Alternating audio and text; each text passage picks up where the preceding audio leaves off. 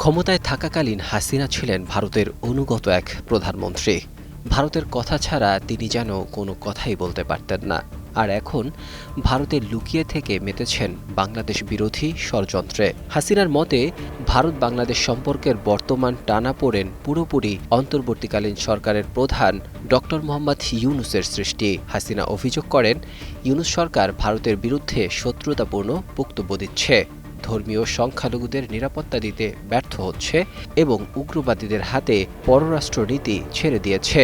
সম্প্রতি দ্য হিন্দুতে এক সাক্ষাৎকারে এমন কথা বলেন পলাতক হাসিনা। নতুন এবং ফিরে আসা গ্রাহকদের জন্য নগদে চলছে ক্যাশব্যাক সহ প্রতিদিন হাজারো উপহার জেতার সুযোগ। হবে আসা আর ফেরা সারপ্রাইজ সেরা। হাসিনা বলেন, আপনারা যে টানাপোড়েন দেখছেন তার সম্পূর্ণ দায় ইউনূসের।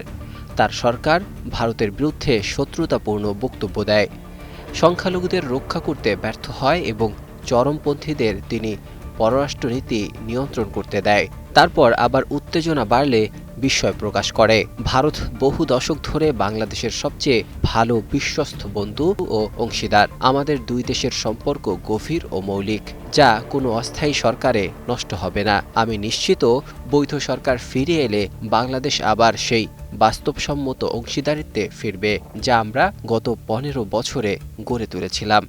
বিশ্লেষকরা বলছেন, হাসিনার এমন দাবি অবান্তর। হাসিনা কখনোই বাংলাদেশের ভালো চাননি। তিনি চেয়েছিলেন বাংলাদেশ ভারতের গোলাম হয়ে থাকুক। হাসিনার 15 বছর ভারত শুধু নিয়েছেই, কোনো কিছু বাংলাদেশকে দেয়নি। আর তাই তো হাসিনা এক বক্তব্যে বলেছিলেন, ভারতকে যা দিয়েছি তা ভারত সারা জীবন মনে রাখবে।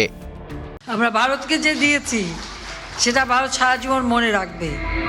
প্রতিদানের কি আছে এখানে?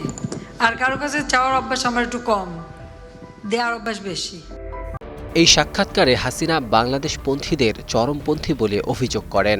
এমনকি হাসিনা বলেন, সংখ্যালঘুদের ওপর নির্বিচারে আক্রমণ করছে এরাই এবং বাংলাদেশ থেকে হাসিনা ও তার পরিবারকে প্রাণ ভয়ে দেশ ছাড়া করে এসব বাংলাদেশপন্থীরা। অনেকেই বলছেন, হাসিনা ভারতে বসে বাংলাদেশের খবর রাখছেন আর ভারতে বসেই ভারতের খোঁজ রাখেননি। যে ভারত প্রতিদিন মুসলিম ও খ্রিস্টানদেরকে নিধন করতে ব্যস্ত, সেই ভারতেই বসে সংখ্যালঘুদের নির্যাতনের অভিযোগ। এ যেন ভূতের মুখে রাম নাম। অভিযোগ রয়েছে, শেখ হাসিনা সহ কয়েকজন পলাতক রাজনৈতিক ব্যক্তি ভারতে থেকে বাংলাদেশের আগামী ফেব্রুয়ারির সংসদ নির্বাচন প্রভাবিত করার চেষ্টা করছেন।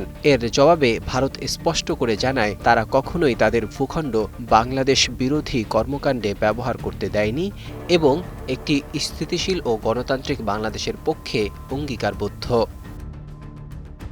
বিশ্লেষকরা বলছেন, শেখ হাসিনার বক্তব্য মূলত দায় এড়ানোর কৌশল। ক্ষমতায় থাকাকালে ভারতের উপর অতি নির্ভরশীল নীতির ফলেই আজ বাংলাদেশের পররাষ্ট্রনীতির বিশ্বাসযোগ্যতা প্রশ্নবিদ্ধ হয়েছে। বর্তমান সংকটকে এককভাবে অন্তর্বর্তী সরকারের ঘাড়ে চাপানোর চেষ্টা করছে।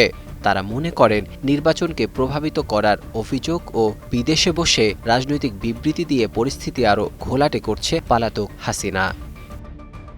ডেস্ক রিপোর্ট, একুশে টেলিভিশন।